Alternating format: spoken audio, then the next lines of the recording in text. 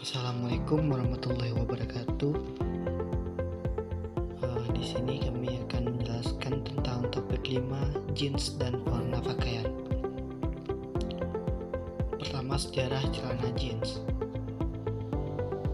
Pertama, awal munculnya celana jeans itu dibuat di Genoa, Italia tahun 1560-an. Biasa digunakan oleh angkatan laut, dan Levi Strauss adalah orang yang pertama kali mempopulerkan celana jeans di Amerika. Levi lahir 26 Februari 1829 dan sudah memiliki usaha kain sejak 1850. Tahun 1872, Levi mendapat tawaran kerja sama oleh Jacob Davis, seorang penjahit merek Reno, Nevada. Melihat prospek penjualan celana jeans oleh Levi, kemudian mereka bekerja sama dalam membuat celana jeans, sehingga pada tanggal 20 Mei 1873 Levi dan Jacob resmi menerima paten sebagai penemu jeans, atau yang lebih dikenal sebagai blue jeans pada masa itu. Detail celana jeans itu rivets merupakan komponen kecil yang biasanya menempel pada bagian saku maupun bagian persimpangan jahitan celana jeans agar celana jeans terlihat lebih kokoh dan juga kuat. Biasanya terbuat dari tembaga, meski juga ada yang dibuat dari logam lainnya. Tujuan utamanya yaitu sebagai penambah kekuatan supaya jahitan jeans tidak mudah lepas. Kedua, Protect, itu salah satu teknik menjahit yang biasa digunakan untuk memperkuat stress point pada jeans. Pada produk jeans, jahitan semacam ini biasanya lebih banyak digunakan di bagian front fly, ujung kantong belakang, dan crotch. Kemudian ada arcuate, mengacu pada dekorasi jahitan ganda yang ada pada saku belakang.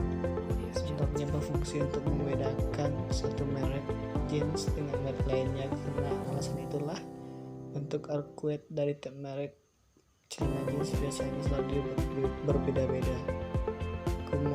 Kemudian ada watch pocket yang terdapat pada bagian depan celana jeans. Karena saku ini awalnya berfungsi sebagai tempat barang-barang berukuran kecil seperti jam tangan, koin, maupun tiket saku. Ini juga memiliki banyak nama seperti watch pocket, chain pocket, serta tiket pocket. Kemudian ada branding patch, itu dipasangkan di bagian pinggang.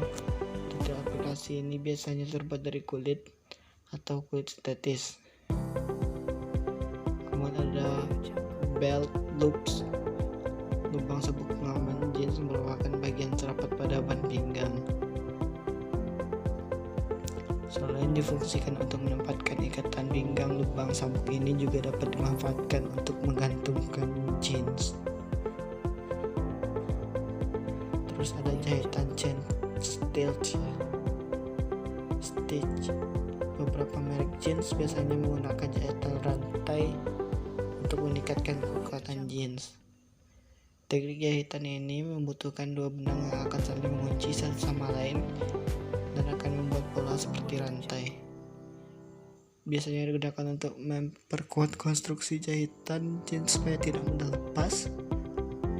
Terus jahitan sebagian besar diaplikasikan pada bagian-bagian yang menjadi stress point seperti inseam dan pinggang. Selain itu juga karena kekuatannya, jenis jahitan ini juga akan memberikan wrapping effect di bagian hem. Proses pembuatannya salah satunya adalah pewarnaan. Warna yang dipakai beragam jenis dan golongan tergantung permintaan. Namun terdapat beberapa zat pewarna pakaian yang berbahaya dan sifatnya mencemari lingkungan. Industri tekstil di Indonesia tidak hanya dalam kategori industri skala besar menengah, tapi juga skala kecil yang ada dan yang dalam skala rumah tangga seperti pewarnaan dan penjelapan jeans. Hasil dari industri berupa limbah tersebut tentu menimbulkan pencemaran bukan hanya pada kawasan industri, namun juga di perkampungan penduduk. Proses pewarnaan biasanya menggunakan bahan-bahan kimia. Hasil sampingan secara fisik berwarna biru atau ungu serta berbau kaporit menyengat pada manusia, menyengat serta berbusa berwarna. Limbah berat dan jeans dapat menimbulkan gangguan terhadap manusia, biota maupun gangguan estetika. Baiklah, pada bagian kedua ini pada proses pewarnaan pakaian jeans. Zat pewarnaan. Zat warna tekstil adalah semua zat berwarna yang mempunyai kemampuan untuk diserap oleh serap tekstil dan mudah dihilangkan kembali.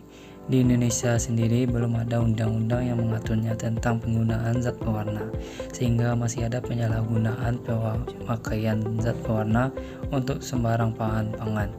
Misal, zat pewarna untuk tekstil dan kulit dipakai untuk mewarnai bahan makanan. Hal ini jelas sangat berbahaya bagi kesehatan karena adanya residu logam berat pada zat pewarna tersebut. Timbulnya penyalahgunaan zat pewarna tersebut disebabkan oleh ketidaktahuan rakyat mengenai zat pewarna untuk makanan. Suatu zat dapat berlaku sebagai zat warna apabila mempunyai gugus yang dapat menimbulkan warna, yang disebut kromofor, dan dapat mengadakan ikatan dengan serat tekstil kromofor.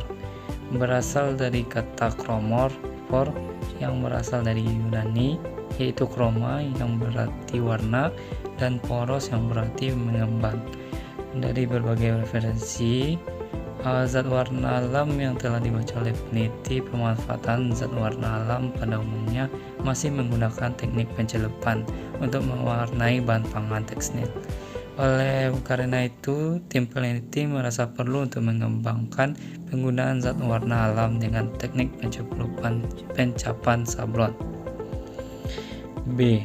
Proses pewarnaan yang terjadi. Proses pewarnaan pakaian jeans diberi warna sesuai dengan permintaan dengan menggunakan bahan-bahan kimia. Hasil sampingan dari proses industri pencucian jeans secara fisik berwarna biru atau ungu berbau kaporit yang menyengat serta terdapat busa berwarna.